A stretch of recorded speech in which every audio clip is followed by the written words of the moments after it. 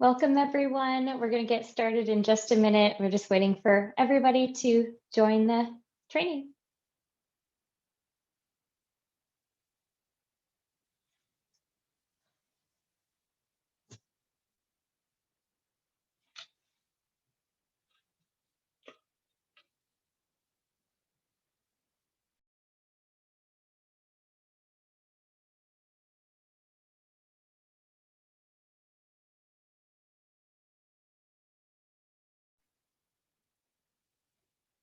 Hello, everyone. Thank you so much for joining us today. We're absolutely thrilled to have you for a fantastic training with a speaker who I so admire and respect and love hearing from, Dr. Brittany Greenbaum.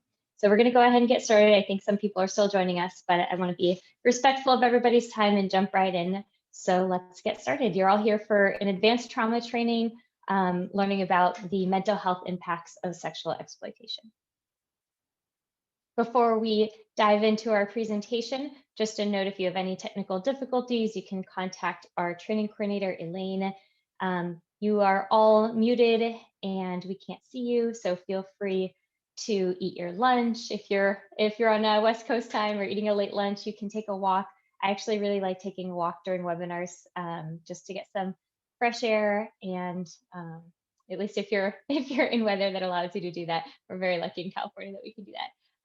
And use the Q&A chat function at the bottom of your screen to ask questions. Dr. Greenbaum will be taking questions throughout the presentation, and I'll be moderating those questions. So if you have questions along the way, feel free to put them in the Q&A or to put comments in the chat box if you just want to make a comment. Now, if you've attended our trainings in the past, you'll know I always love to start with taking a grounding breath. It's many of you, I'm sure, we're running around in a busy day, and it's nice to just take a minute to focus ourselves, ground down, so that we can be here for this next hour and a bit. So if you'll join me, you are welcome to close your eyes if you feel comfortable doing so, and if not, you can lower your gaze and just take a long, slow, deep inhale through your nose, and a longer, slower, deeper exhale through your mouth. And with that, let's begin. It is my honor to introduce our speaker, Dr. Brittany Greenbaum. You can see a little bit about her on your screen. I'm not going to read you her bio. If you've attended any of our past trauma trainings, you have already learned from Dr. Greenbaum and know what an incredible expert she is, particularly on trauma and trauma as it intersects with the human trafficking and exploited population. Today, Dr. Greenbaum is going to be sharing with us the intersection of trauma and how it impacts mental health from her own dissertation research that she did for her PhD. And this research, as you'll learn, is something that there really is not a whole lot of research in this area, which is kind of surprising, for those of us in the space of human trafficking. We know day to day that there are significant mental health impacts from trauma and trauma, exploitation, trafficking, and yet there's not a whole lot of research on it. So this research is really groundbreaking. It's fascinating. It'll really, I hope, inform your work and inform your knowledge of working with this population. It certainly has for me. And so I'm looking forward to hearing from Dr. Greenbaum. And with that, Dr. Greenbaum, take it away. All right. Thank you so much, Jamie, for that nice introduction. And thank you all for being here. Like Jamie said, my name is Brittany. I use the pronoun she, her, hers. I am an unlicensed clinical psychologist, meaning that I have my licensing exam to still complete. I identify as a trauma-specific and compassion-oriented therapist, meaning that I'm going to look at the different harms people have experienced in their life with a very open mind, and compassion meaning to feel and care with the person and their suffering. So that we can move forward into healing and learning to reconnect and help ourselves through the traumas that we've experienced. I recently left my job at the University of Iowa to start a trauma healing center, which will be a telehealth psychological trauma program. And if you want to learn more about that, you can email me. My email address will be at the end of this presentation. I have experience working with survivors of trauma in a variety of settings, including crisis houses, nonprofits, the VA medical research facilities, private practice, and college counseling centers. And this dissertation research I'm presenting to you today was completed on the mental health of survivors of sexual exploitation. This research was conducted solely by myself with the support of my dissertation chair and committee, Dr. Dallenberg, and a few others. And this project was personally funded, and this data is published as a dissertation right now that you can find online, or you can email me for a copy of it. The information in this presentation has been presented previously at an HT Radar meeting in 2019. And hopefully shorter research papers will be published from this within the next year or so after I have them written. All the data for this study was collected from the end of 2017 to the beginning of 2019. So this is pre-pandemic data. All right, so again, this is original research, and it's actually one of the first and largest studies on the mental health of survivors of sexual exploitation in the United States, to my knowledge. It is the first study to include a large percentage of survivor leaders, lived experience experts, and long-term survivors. So while awareness of sexual exploitation and trafficking have grown exponentially over the last decade, more survivors are presenting for mental health services, and our understanding of the trauma of it is in its infancy. So I was really hoping to add to that database so that we could better support survivors. The objectives of my research were to learn from survivors how experiences of sexual exploitation have impacted their mental health in order to improve aftercare assistance and treatment. So I sought identifying trauma domains. Are there different areas that are impacted in a person's life from this trauma that might relate to other different types of trauma? I'll explain that more later. Are there different ways of psychologically coping during the experience that might impact how somebody responds to the aftercare assistance that's provided? And I wanted to provide more context to the mental health outcomes so that we can understand how does the trauma of exploitation relate to other types of traumas. For this presentation, my hope is that I increase informed empathy and build understanding through research. So what I mean by informed empathy is the idea that when we care about someone, we're caring about specifics about what they're going through. We have a deeper understanding of it rather than just saying, oh, you're a victim of exploitation. That's bad. I feel bad that you went through that. It's understanding a little bit more of the nuances of it so that you can care and connect to maybe some more profound topics within it than the kind of broad overview. Let me just change my view for a second. Okay. So I wanted to start off with a quote from the final participant that I met with. And this wasn't just the final participant, but it was the final question I asked the final participant, which was about what they would hope the mental health community or treatment programs in general would offer them. And she said to me, not really anything, nothing. I mean, just don't pity us. Yeah, just don't pity us. We already have enough pity for ourselves. Like the first thing I tell people, because people who get to know me, people who know me want to hear my story. And they're like, can you tell me about it? So I'm like, yeah, but just don't pity me after I tell you it. That's something I don't want. And they respect it, you know? Yeah, but it still always happens. When they actually hear it, you know, when they hear the traumatizing or the trauma, they're like, you went through all of that? And I'm like, and you're like, and they're like, some people freeze. I've had people look at me like, no way, you? And I'm like, I mean, it can happen to anyone. So one thing I want you to take away from this presentation is that if you have an idea of who a trafficking victim is, keeping that a bit broader and remembering that this can happen to anyone. And when we're looking at this data today and we're thinking about the survivors, let's not engage with this idea of pity, but let's engage with this idea of resilience and respect for this brilliant and vibrant community of people. And our efforts to want to provide them assistance in moving forward from the harms that they suffered. So this is a research presentation. So at times it might be a bit more dry. I'm gonna try to balance doing research talk with more general human talk and have slides that are both gonna be very research-based and slides that are less research-based. So I hope you'll bear with me. If this feels too heavy for you at any time, please take a break. It's being recorded, so you can always revisit this at a later time. Your mental health and well-being matter more than you listening to me talk today, and at least in my opinion. So let's talk a little bit about the research. And so this study was done, it's a mixed method design, meaning that I had quantitative measures that I gave people, so written, paper, and pencil measures. And then I had a qualitative component, which is interview questions. So I had 8 measures that I administered and 25 questions that I asked. I am not going to be able to talk about all of it today due to limited time. So I'm really going to focus on the mental health outcomes and adding context to them by exploring the traumagenic dynamics. I'll talk more about that in just a moment. But from this list, you can see that I gave a demographic questionnaire, a trauma history screen with an addendum to it. So the trauma history screen is a list of questions that say, have you had this type of experience happen to you?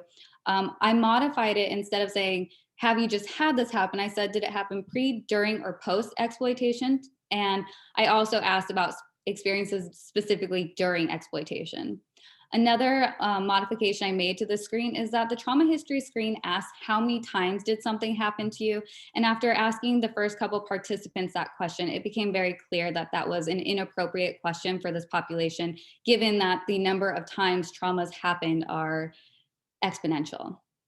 I also gave a post-traumatic checklist, a depression scale, a dissociative experience scale, a particular subsection of it called absorption, an anger scale, a trauma and attachment belief scale, and then a reaction to participating in research. And while I will not be talking about the reaction to participating in research today, I do want to note that all of the results from that survey showed that survivors really felt that participating in the study was meaningful. They felt respected during the process and felt like it could be helpful to the community in general. So as much as these questions can be difficult and talking about this can be hard, it seemed that survivors had a pretty good experience participating in the study with hope that this information would get out there to be able to help benefit the community at large.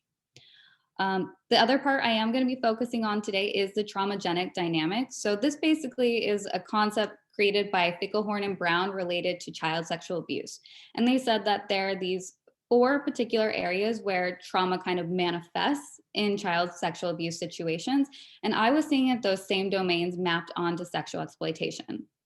For psychological adaptation, I had a handful of questions about what they were doing to cope during the time, and I need to spend a bit more time on that data before I share it with you all today. And as already expressed, the last question I did ask people was, what do they want service providers in the community to know in order to be better allies and support? So I know most people wait till the end of talking about their research to talk about the limitations, but I think it's important to kind of be upfront about this today. One of the big limitations of my study is there was a lack of power to analyze ethnic, gender, or sexual orientation diversity. My population was primarily female, hetero, and white. So this is a very small sample of people who have been exploited, and it does not represent the vast majority of experiences, as we know that people of color are trafficked at higher rates than people who are Caucasian, or that's some of the research I've seen. If somebody has research that contradicts that, please share it with me. I'd be happy to read that. Another limitation of my study was lack of depth in my qualitative components. I had 25 questions to ask in a lot of domains. So there was about 2 to 3 questions per concept, and some of them didn't quite move together very well, or they just didn't allow for enough depth to happen in them. Additionally, there's a limited rating scale on all the measures, and we had a lot of ceiling effects, meaning that people very much endorsed the items on the measures. So it's hard to distinguish particular nuances of what might be happening for individuals. And lastly, this was not a word of mouth. This was a word of mouth sample, not a random sample. People referred each other to the study. I was at a conference with a whole bunch of people who decided to participate. So it is a snowball sampling. And these weren't diagnostic in nature too. So all of the measures and mental health outcomes I'm talking about are not saying this is a diagnosis for the person, but it's saying that they do meet criteria for depression. And if they wanted a diagnosis, they could go get that probably from a mental health provider. All participants in the study were over 18 years old and had to have been out of the life for at least 1 year and have had access to social services, as well as currently not be a threat to self or others.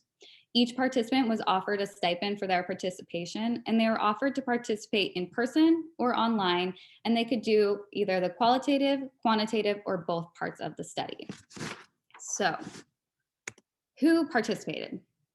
I had 59 unique participant identifications assigned, and 46 completed both the qualitative and quantitative components, so most people did the whole study. 6 completed only the quantitative, 5 completed only the qualitative, and 2 participants dropped from the study.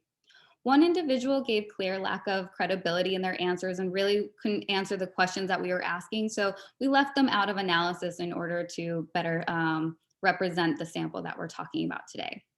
And like I said, my sample isn't a wide representation of those being exploited. Um, Again, mostly all female, 92%, 72% heterosexual, 64% Caucasian, 32% had a bachelor's or graduate degree. Most had some college, at least 40%, and less than 20% had some college or only a high school degree. It would have been really interesting to ask if those degrees were obtained pre or post exploitation, but that was not in the study, unfortunately. Average age of participants in the study was 38, but the most common was 30. And the youngest person to participate was 20 years old, and the oldest person was in her 60s. Most people who participated in this study were employed, and most of them were survivor leaders. So we have a great sample here of people who are not only survivors of exploitation, but people who are also trying to make a difference in this field and to make a difference in the lives for other people, which is a really beautiful gift. So let's talk about the trauma characteristics of the people who participated in the study. Congruent with most research out there, the start age average for this population was just over 12 years old, with the most common age of starting being 18 and the minimum being less than a year old and the maximum 33 years old. The mean out age was 23 years old, the minimum age was 6 and the max was 42.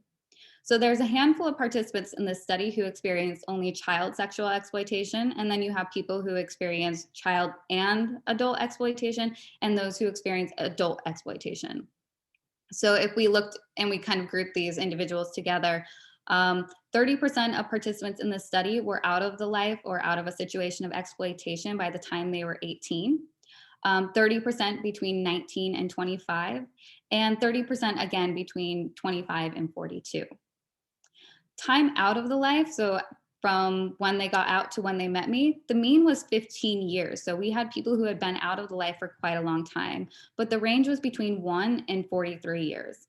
So about 28% had been out of the life for 1 to 5 years, 27% between 5 and 10 years, but 50% or more of the sample had been out for 10 or more years. So we're looking at people who had been out of the life for a while and a lot of survivor leaders. About 50% of people who participated in the study had been charged with a crime at some point. And again, congruent with other research out there, the majority of people were first exploited by a family member. This was followed by a group of other that basically included coworkers, foster care people, or the individual listed more than one first exploiter, so I wasn't able to say who that was. This is unfortunate data that can sometimes make our stomachs drop. I hope you can take a breath with this and do things to protect your family and make sure your family is protecting other members of your family. So this one is related to that trauma history screen that I was telling you about that asks about number of types of traumatic experiences. And from this, the first column is related to interpersonal traumas before being exploited. The second one is interpersonal traumas after being exploited. And the other two columns are about pre and post exploitation related to non-interpersonal traumas. So on this table, you can see that about 22% of this sample hadn't experienced a trauma prior to exploitation. I think this is important to note because we often assume that everybody who ends up in exploitation has experienced a whole bunch of different types of trauma, and that's not always the case. Nonetheless, 77% of participants endorsed having at least one interpersonal trauma prior to being exploited, with 2 being the average number of types of trauma. So remember, we're talking about types and not number of times of experience. But over 45% of the sample had experienced 3 or more types of interpersonal traumas. So we're looking at so many different styles and ways of being harmed by humans, by each other. We can compare this to the ACEs studies, where in a general population in the US, 45% of children experience at least one type of child traumatic experience, but only 1 in 10 have experienced 3 or more types of trauma. In this study, this number is closer to 1 in 2. 1 in 2 had experienced 3 or more traumas.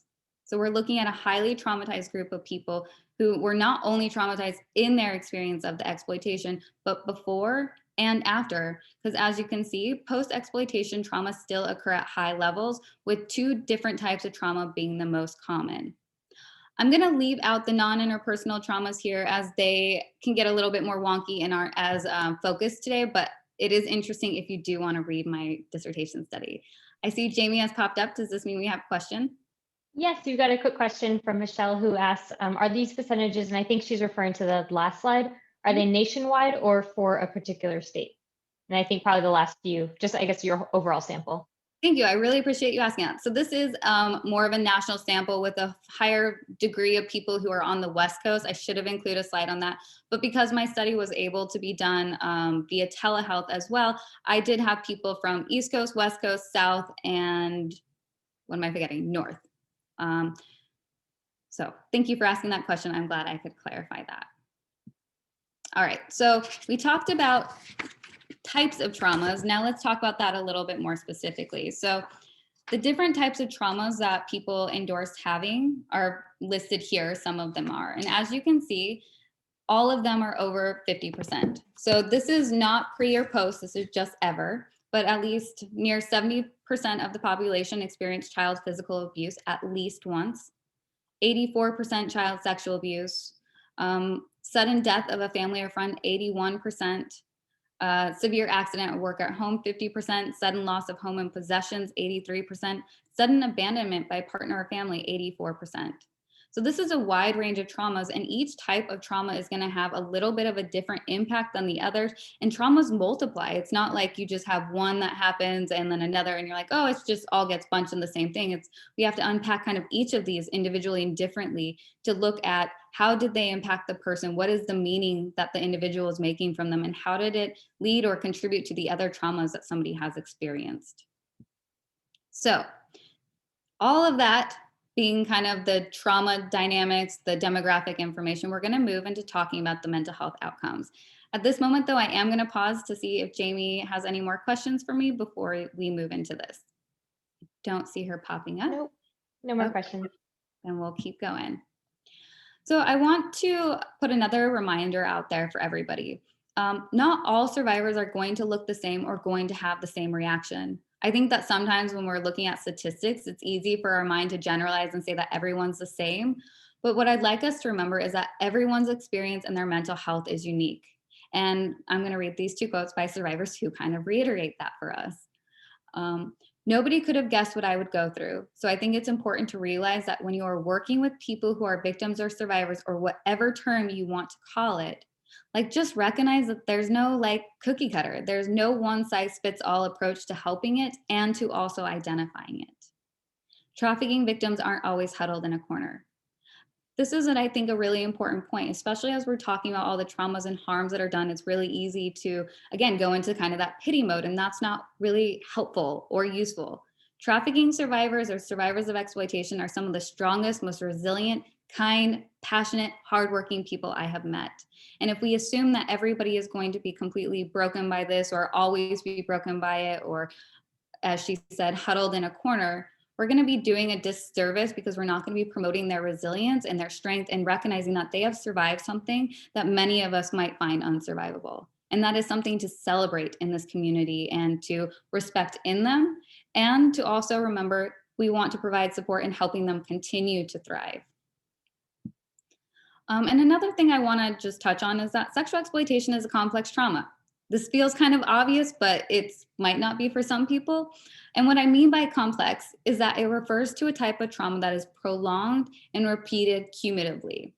So it's not just like I got in that car accident and that was bad and I walked away. It's I got in that car accident every single day. And every time a car hit me at a different angle, or every time I had to just feel that jarring effect over and over again. And we know that when something is prolonged, it is more resistant to treatment and complex to heal. It can even change a person's characteristic personality and their ability to relate to other people.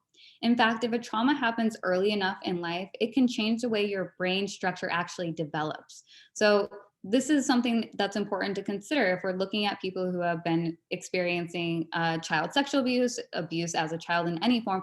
This is going to literally shape how their brain function is going to get implanted on DNA. There are 7 main areas affected by complex trauma: attachment, biology, affect regulation, dissociation, behavioral control, cognition, and self-concept. This study looked at the attachment, it looked at dissociation and self-concept a bit, and maybe a little bit of behavioral control with some of the anger. So another statistics slide, take a breath. I'm not going to spend a lot of time here. This is a distribution of individual difference variables. So basically, it's a list of all the kind of different variables. I was looking at my study and saying, how did they hang together? If there's 1 star next to it, it means it hung together really well at 0.05 level. If it's 2 stars, it's at 0.01 level, meaning that it was very correlated. All of these themes I studied highly correlated. If you were high in dissociation, you were going to also be high in PTSD, depression, have difficulty with intimacy, trust, control, and safety, and also have more aggression. So again, all the results really hung together for this study. So let's look at these concepts a little bit more closely. So in this study, depression was endorsed by 66% of the participants. So they met the cutoff score for depression on this scale. There was a low endorsement of feeling useful, needed, and are hopeful about the future.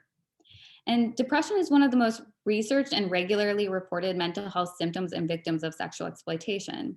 And it was significantly correlated with self-directed intimacy, trust, and control on the trauma attachments belief scale.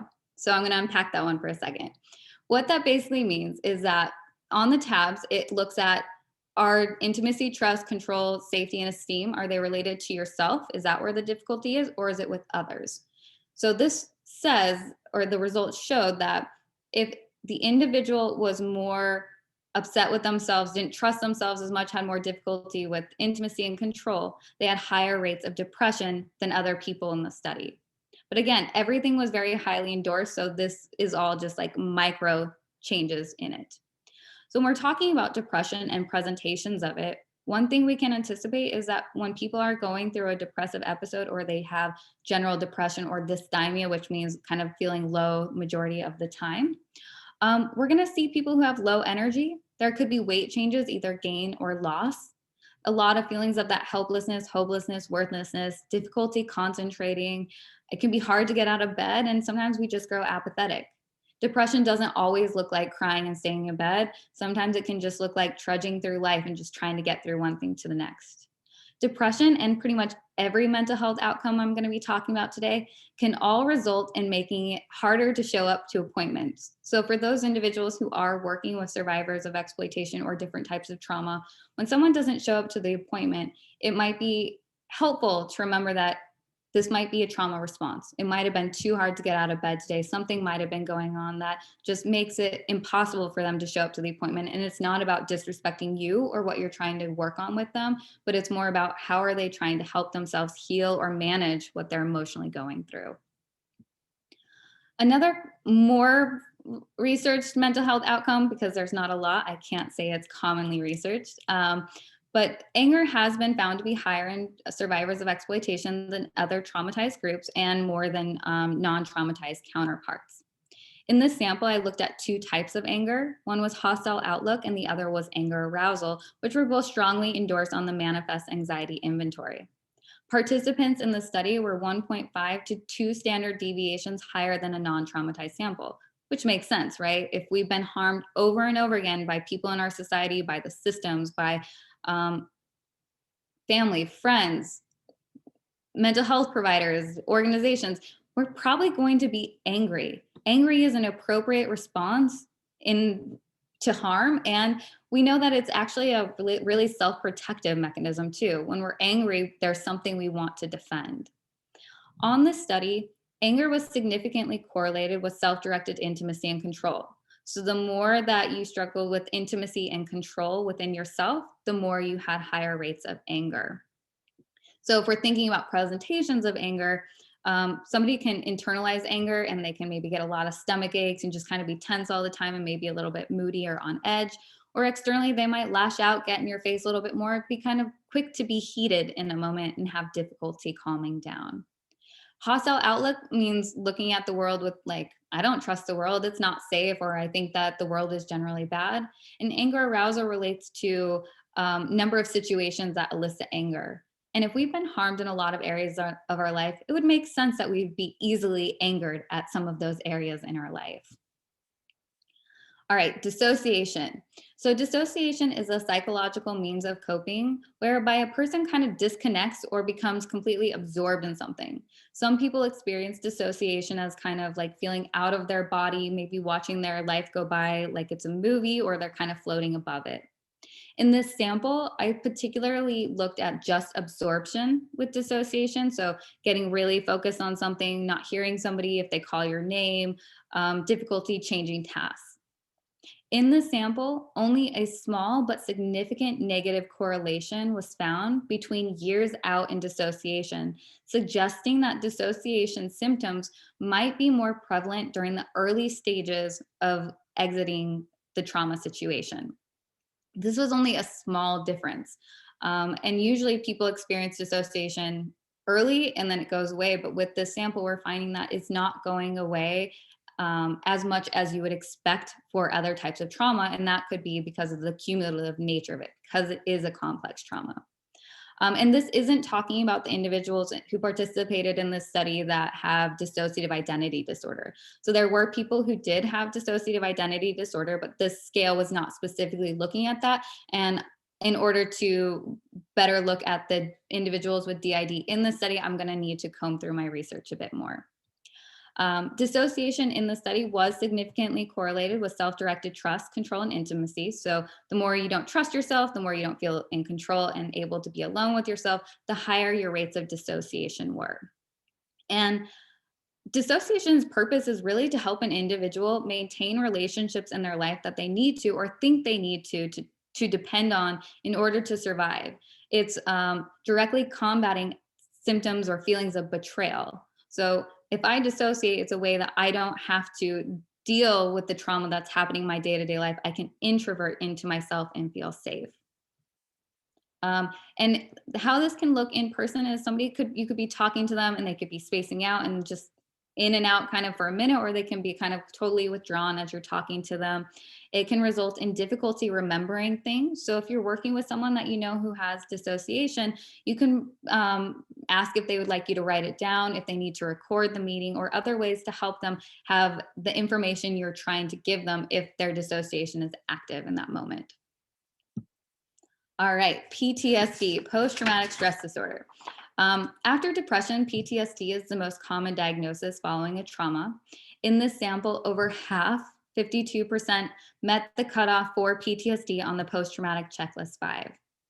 Those low in PTSD symptoms were also lower in depression and dissociation, but no significant difference was found between years out of exploitation or survivor leader status, meaning that if you had been out 15 years or 5 years, you were still endorsing high rates of PTSD. If you were a survivor leader, your PTSD was still highly endorsed as well. So I'll talk more about what this could mean later, but I think this is a significant thing to sit with, is that either we're not treating the PTSD well enough or broadly enough, or the PTSD is quite resistant to treatment. It doesn't want to go away because there's so much of it. It's so complex. So this really requires us to dive deeper into the trauma experience for these individuals so that we can still help them alleviate some of the PTSD symptoms. PTSD was significantly correlated with self-directed trust on the tabs. So the more that you don't trust yourself, the higher the rates of the PTSD were in the sample. So how would PTSD look in person? This could look like hypervigilance, feeling tense or jumpy.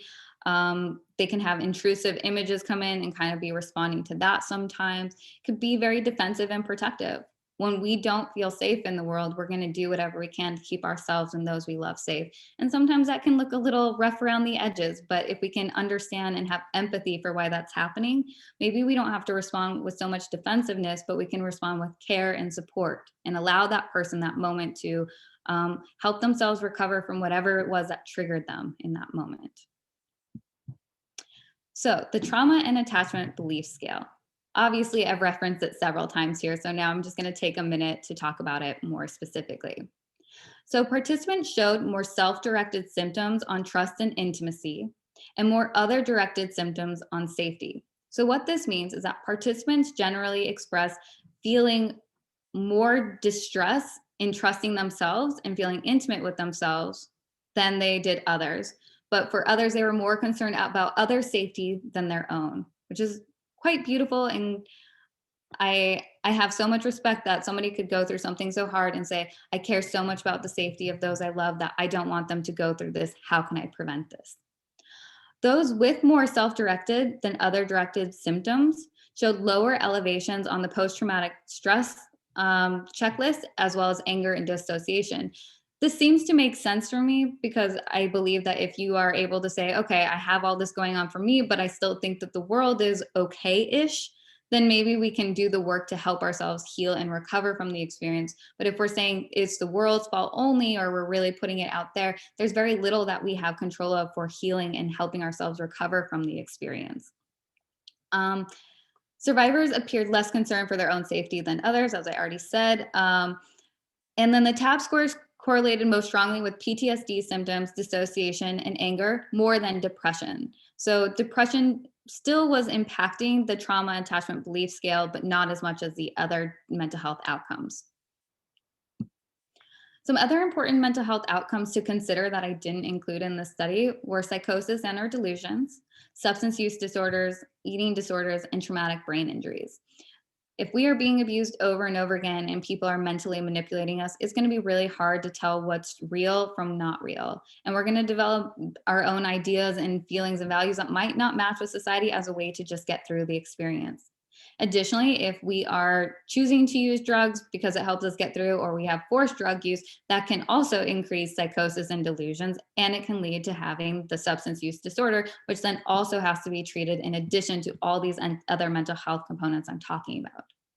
Eating disorders can be quite prevalent in this population as well. In my research, I believe it was about 58% of people said that they had food restricted from them at some point during their exploitation experience.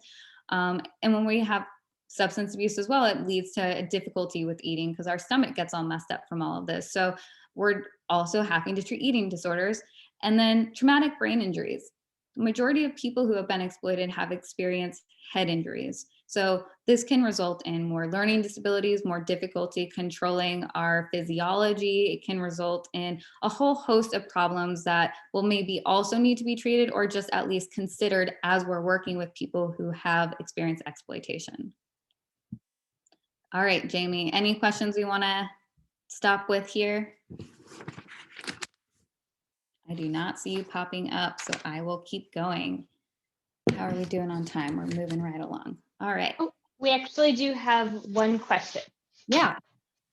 So the question is, I wonder if the PTSD and trauma is correlated with self-mistrust, can cause it as well as exacerbate it, or does the mistrust have influence in causing traumatic experiences and PTSD? So kind of a question and thought, but interesting thought, Natasha. I like the thought question. I think that it could go either way. It's probably both, and it definitely sounds accurate what you're saying. So I'm going to leave it at that if that's all right. Any other questions, Jamie? No, not yet. But keep them coming, everybody. It's great to have you interacting with this material. Awesome. So we're going to talk about those traumagenic dynamics now to add a little bit more context to the experience. So rather than just saying like, oh, all these bad things happen and these are the mental health outcomes, let's understand a little bit more of the nuances in that. So one of the traumagenic dynamics found by Fickelhorn and Brown was something they called traumatic sexualization. And this refers to a process in which an individual's sexuality is formed in inappropriate and interpersonally dysfunctional fashions as a result of sexual abuse. It's really when a person is repeatedly rewarded after engaging in sexual behavior that is either morally repugnant and or frightening to the individual. And it's something that often accompanies the grooming process utilized by some traffickers and pimps. Research has shown like mine as well did, that a lot of people who end up being exploited have experienced child sexual abuse and physical abuse, and traumatic sexualization can often occur during these times. 51% of the participants in the study endorsed having traumatic sexualization experiences. So how did that number come to be? So this was part of the interview process. So each question had 2 to 3 questions that an individual was asked to give an answer to.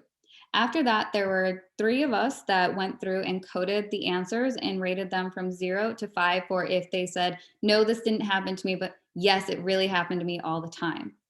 51% of the people scored it a 4 or 5. I don't think I had any zeros here. The traumatic sexualization doesn't just occur one time and it's done, but it can occur prior to the exploitation, like we're talking about maybe in a family context.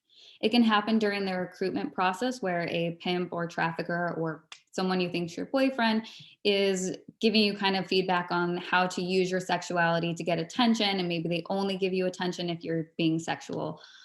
It can happen in relationship with exploiters, and it can happen in relationship with each solicitor.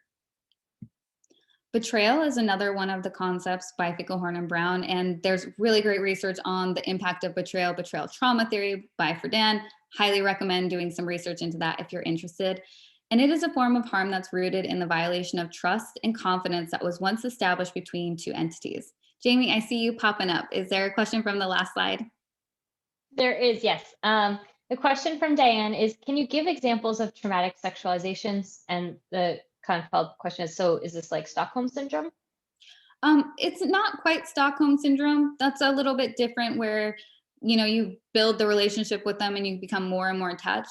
Traumatic sexualization is more like your abusive uncle who gives you a candy every time you sit on his lap. And then maybe he says, I'll give you a whole thing of candy if you put your hand in my pants. So it's saying you're going to get rewarded by doing sexual things that you probably don't want to be doing or shouldn't be doing at the age that you're at. I know it's a tough example. I apologize if that felt uncomfortable for anybody, but I think it's kind of an easy one to demonstrate this. So if we're talking about it in exploitation, it's maybe you go and you have these relations with these buyers, and then your trafficker says, great job, here, let me give you some of that heroin I've been depriving you to help with all the physical injuries that I've given you over the years. So it's getting rewarded for doing things that you don't want to, that are sexually based, and learning to relate to people through that sexual lens. Does that seem to make sense, Jamie? Yes, it does. And Diane says, I see, thank you. Awesome. Perfect. Thanks, Diane. Great question. So moving to betrayal, which easily follows with traumatic sexualization. This was endorsed by 55% of the participants in the study at that 4 to 5 rate.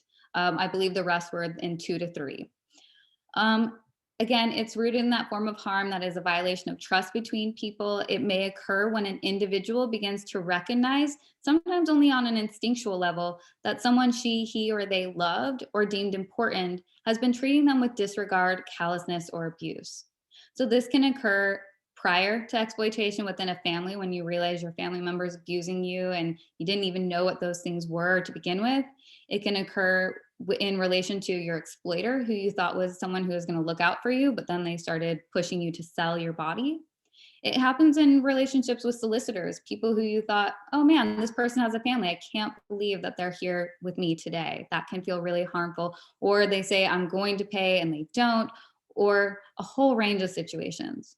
Betrayal also takes place in the form of society, feeling that society didn't protect you enough, that people weren't looking out for you, that society turned its back. Literally, when you're walking down the street and people turn their heads, that is betrayal. There can be betrayal of self too, when we feel like we're doing something that we don't want to do, or we agreed to do something, but we actually didn't want to do it. It was just for another reason. We can feel like we betrayed our own sense of safety and care. And then a lot of people have endorsed feeling betrayed in after support, feeling that providers say that they're going to do all these things and don't follow up on it, or that their stories can be exploited. Powerlessness is another one of the traumagenic dynamics. So this is when our will, desire, and sense of efficacy are continually contravened.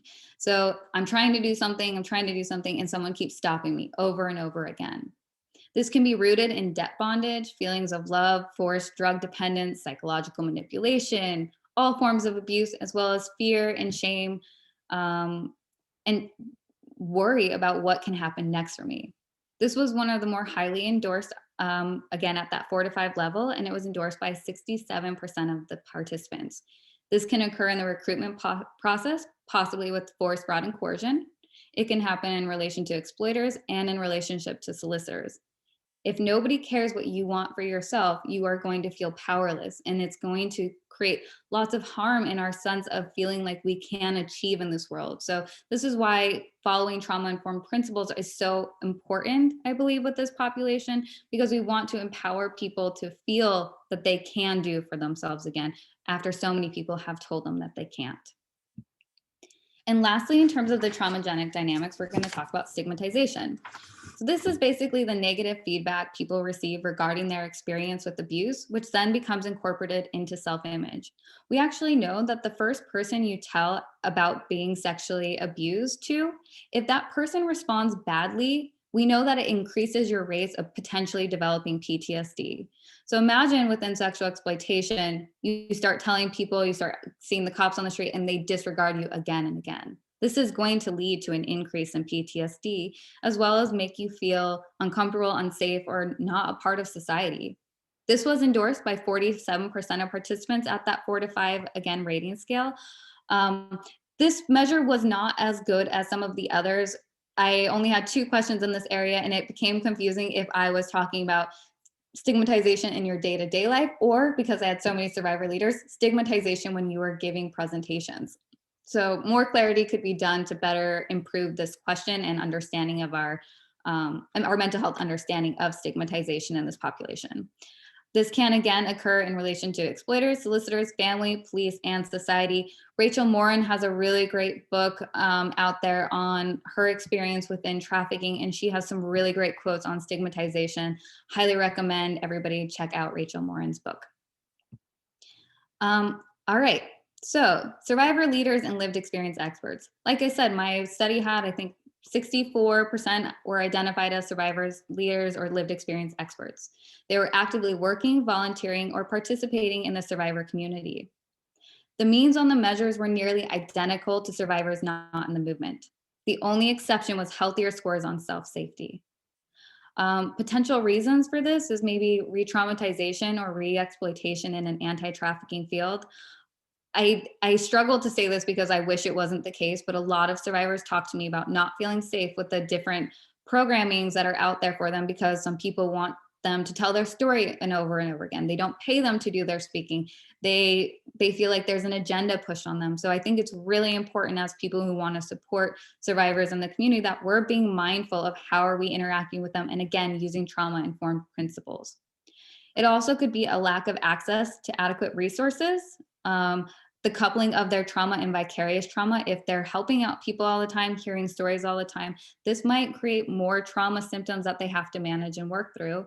And maybe even altruism. Survivor leaders are some of the most hardworking, dedicated people I see. They put the movement first so often, and I wonder if that is negatively impacting their own mental health, and how myself and other people who are offering services to survivors can consider this and help the survivor maybe find other ways to relate to the organization or work within the organization. Or how do we work with the survivor to help mitigate some of their mental health effects, is essentially what I'm saying. So if we are having survivor leaders, lived experience experts work in organizations or leading services, we need to be considering their mental health as much as the mental health of the people that they are also working to help.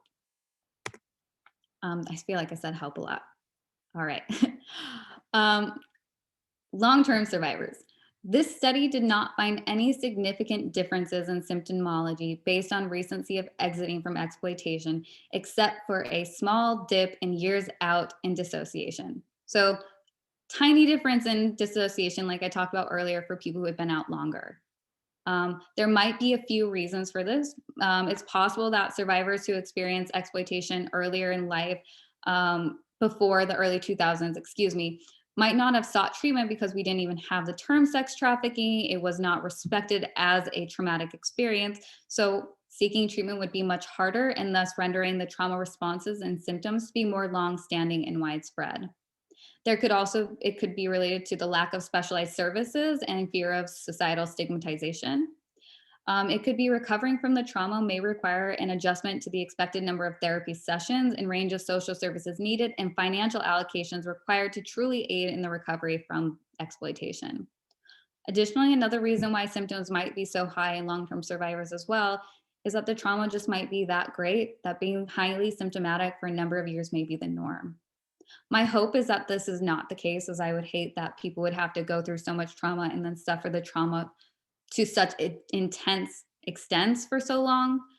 But I don't want to deny that that could be a possibility. And I hope that over time we can develop more trafficking specific protocols and different methods of healing that can help reduce these rates of high symptomology in long-term survivors. So, like I started at the beginning saying, I asked survivors what they would like people who are community providers to know when they interact with them. And here's a handful of the recommendations that the survivors said to me. They expressed asking for mindfulness of personal and professional boundaries in the context of providing treatment so as to teach boundaries and not violate them. As we've talked about here today, people who've experienced exploitations have repeatedly had their boundaries violated, so they might not know how to hold them necessarily, what's appropriate with them. So when we're in a position of support, it's really important that we consider what the boundaries are, talk about them openly, agree to them together, and not violate those rules. They ask that therapists or any provider engage in treatment as a human instead of presenting as a more objective listener. When you are a blank wall, it can feel like you are stigmatizing people or blaming them or judging them. When we can't read your face, it can be very hard to determine how are you feeling about that moment. So it's really important to be transparent about what you're feeling, but not making it about you. If you feel like you're going to break down, take a breath, take a minute, excuse yourself to go to the bathroom and just acknowledge that this is hard for me to hear, but I am here for you. And if you can't do that, then maybe we need to look at having you engage in a different role in the anti-trafficking movement. Other recommendations. They ask that we recognize the high comorbidity between exploitation, dissociation, and addiction. They ask for specific sexual exploitation informed trauma treatment so as to decrease the chances of stigmatization and re-traumatization through therapy. Awareness of the complex relationship between the trauma of exploitation and religiosity. Some people were abused within a religious context. Some people find religion after. And a lot of the organizations that provide some of the great care to survivors after exploitation are religious in nature. So they just want us to be mindful of that and help them understand and develop their own sense of religiosity and spirituality rather than maybe imposing our ideas about this upon them. They ask that we take a strength-based view of their resilience, so really recognizing their survivorship and thriving abilities rather than, again, engaging in kind of a pity mentality. And they also requested that treatment providers or anyone in the movement become aware of their abilities and limitations in working with survivors and not taking on more than you can handle. If you're interested in starting to work with survivors but not sure that you can hear the stories, think about other ways that you can engage in this movement and show them support. Being there to process the trauma, to hold those experiences, only one thing that is needed in the recovery from trauma.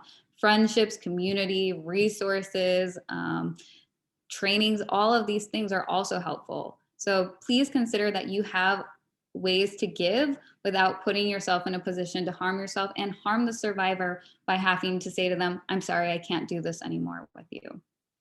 They've expressed, a lot of the survivors expressed that that's some of the hardest things they found in leaving exploitation is that they start relying on somebody for support and then that person's like, sorry, I can't do it anymore. So if you're gonna get involved, think about what that commitment requires from you physically, mentally, emotionally, spiritually, all of the above. And that is my presentation. So I know this was a lot of information and it was a little bit more serious in tone than maybe some of my other ones, but I hope that you gained some valuable information here today to help you more deeply consider what it means to have survived exploitation and how resilient and beautiful of a community this is and how honored I feel very honored for being able to be a part of this community and to help support people in healing from it. So thank you.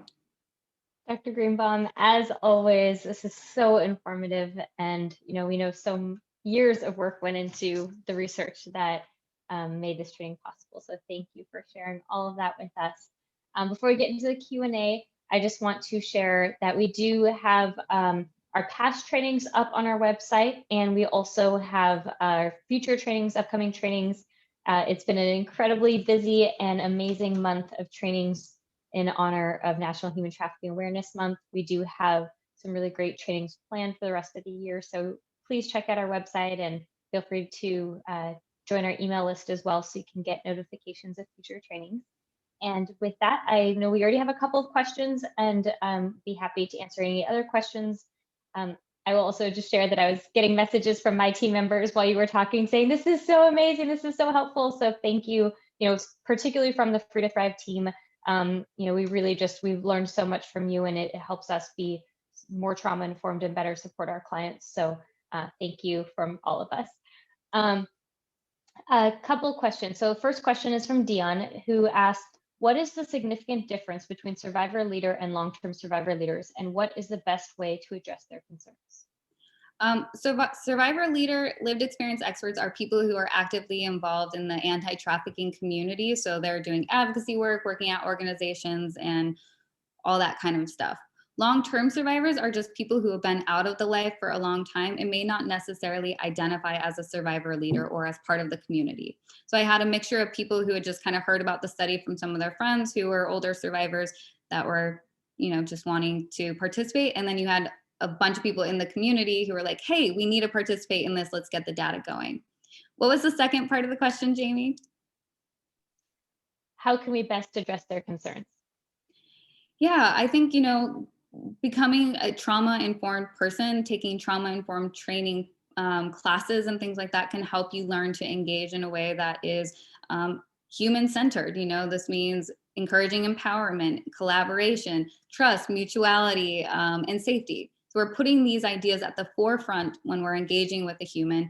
And when we don't know something, if it feels appropriate, ask. And if it doesn't feel appropriate, go ask somebody else who might be able to give you that information. So it's about not prying into the person's life, but asking, how can I show up? How can I be here from you? Not making assumptions about their experience just because you hear the word trafficking or exploitation or even sex work. If you don't know and you have a relationship where you can ask for clarification. If you don't have that with them, respect the boundaries and space. And depending on what your role is, it's going to depend on how you can be a support and show up. But being kind, being respectful, those are kind of the essential needs, I think, of any human. Those are absolutely critical. If anybody has any other questions, add them to the Q&A. And we've got some great comments in the chat that we'll be able to share with you. That some of them are just to the panelists. I don't want to share with the whole group if they weren't comfortable doing so, but got some really good comments. Anybody else have any other questions before we wrap up? One thing that David Habib notes in the chat, which is important, I think it's really important to highlight, is that trauma-informed is part of medical school and social work, but largely absent in law school. And he speaks as someone who's gone to medical school and has a master's in social work and is in law school currently. So David, you're absolutely right. And it's something that I personally am committed to changing. And I know you are helping with that as well, but it's true, as lawyers, we don't get that education. And it's so, so important. Something I often say is that, lawyers are working with trauma victims in almost every type of law, whether it's personal injury or criminal law or anyone serving an indigent or vulnerable population. We're all working with trauma victims, and yet no one teaches us anything about trauma in law school. So you're absolutely right, David. I actually, as well, didn't get that much training in my clinical psychology program about trauma-informed care.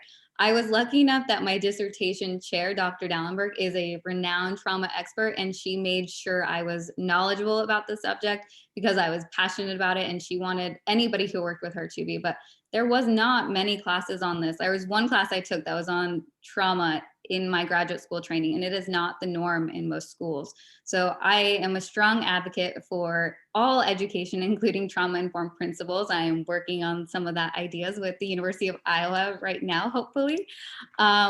And I think that, if we integrate it into our everyday life, it actually can make a very big difference in how we feel, because we'll be knowing that we're approaching the world with this great kind of care and respect for it. So I, that's really interesting to know. I kind of assumed that you would have had a lot more options to take classes on trauma in your program. Diane asked a follow-up question to this conversation, which is, how are we able to have more trauma-informed trainings in graduate school?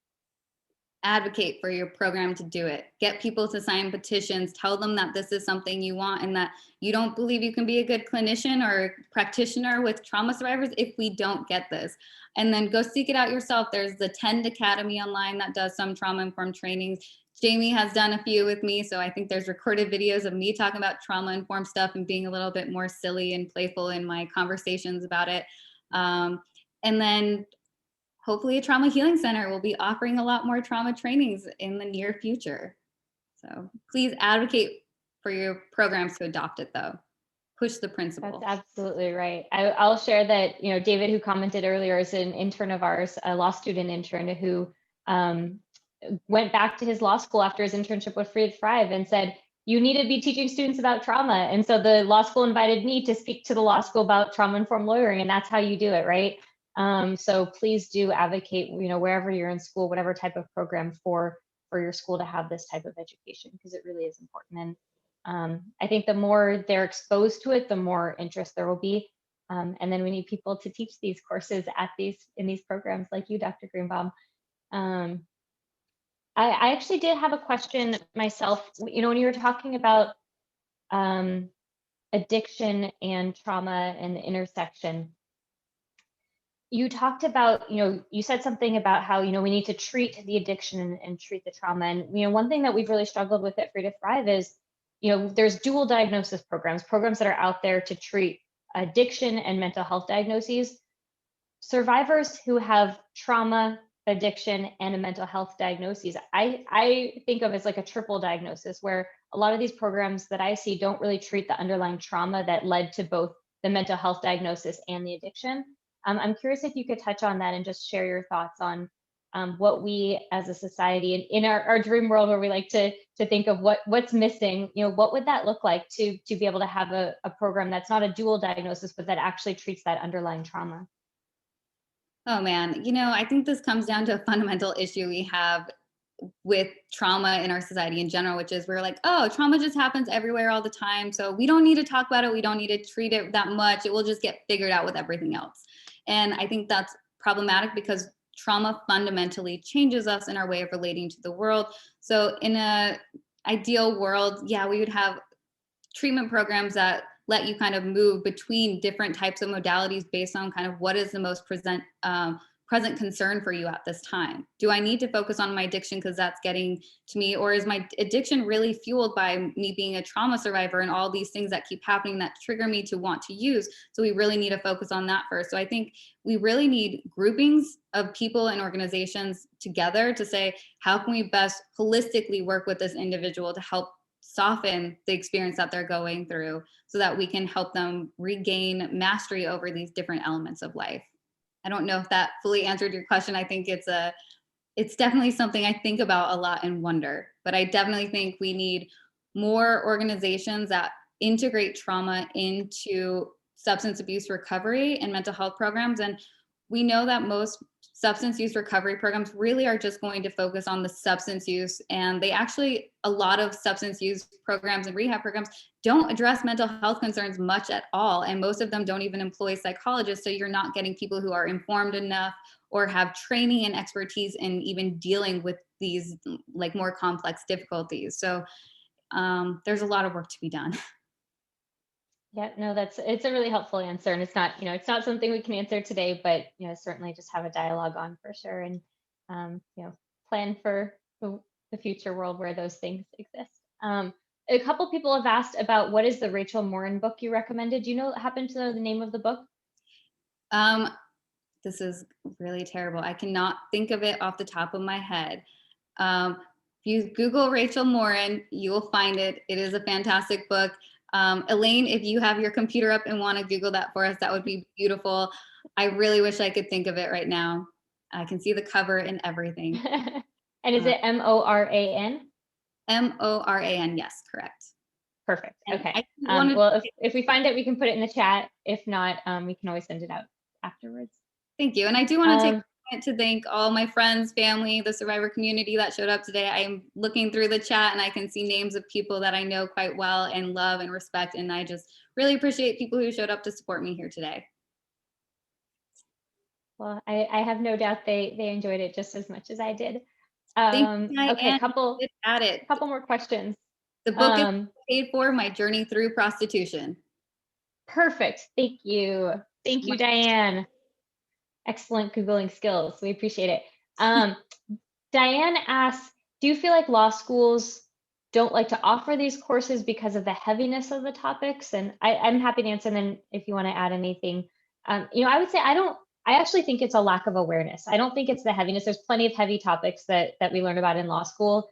It's really just lack of awareness about the intersection between trauma and the legal world. And I mean, the term trauma-informed lawyering is barely known. Like most lawyers, if I say that, don't even know what I mean unless they've like attended our trainings or kind of in this space. But it's just not a very common thing. And the social service world is very knowledgeable about what it means to be trauma informed, and the legal world just is a little bit behind. But we're getting there. We're slowly but surely we'll educate them. There's another question, and I'm sorry, Dr. Greenbaum, did you have anything to add to that? No, I think that was great. Okay. There's another question that says, how do you prepare yourself when your attacker is getting out of prison?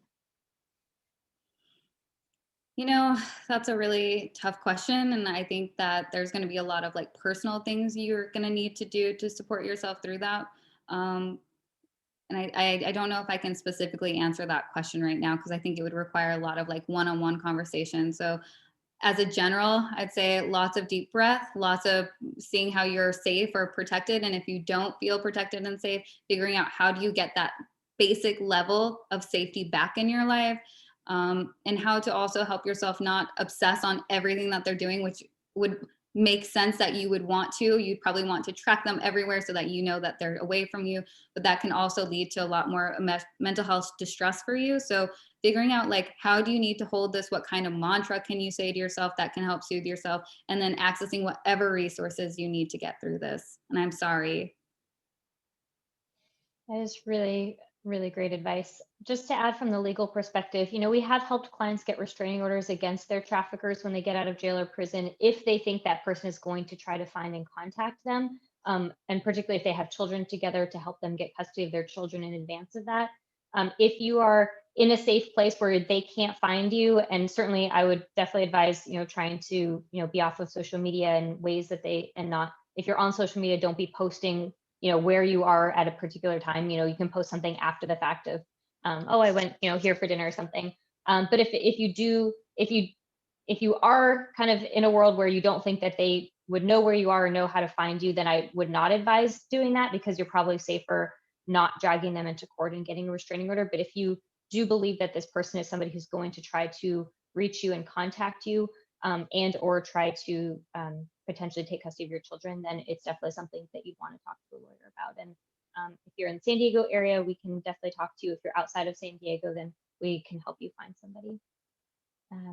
One last comment that's in here that I wanted to highlight is one of our attendees who's attended a number of our trainings, Rod Codman, who is a public defender for juveniles. It mentioned that he plans to use this information to educate prosecutors and judges. And I will just one up that and say, Rod, if we can bring this training directly to them, I am going to volunteer Dr. Greenbaum. I imagine that she would be open to training this audience because it's such an important topic. We would be happy to help you with that. Yeah, feel free to reach out. My email address was on the previous slide. Yeah, I'd be happy to help out. Excellent. And, on a related note, I mean, Dr. Greenbaum mentioned that, there's some work that she plans to do to go back to this research. And my hope, I have continued to have this hope, is that it gets published, because there's so many opportunities to cite this research. It's such powerful information. And, we in the community, this is like gold for us in terms of being able to, all the things that we know intuitively, or we know from our experience working with people one-on-one, you've actually been able to document in a in a very thorough and evidence-based manner. So it really is very helpful to any of us working in the space to be able to make the case for some of these things that you've talked about. So thank you for that. And I hope this is published soon so that we can cite your work. And if anybody has any more questions, I'm going to wrap up. But if anybody has any more questions, by all means, please reach out to us offline. And thank you so much, Dr. Greenbaum, for your expertise and for all of your support of Free to Thrive and all of our community members. And I hope you all have a great rest of your day. Awesome. Take care. Thank you.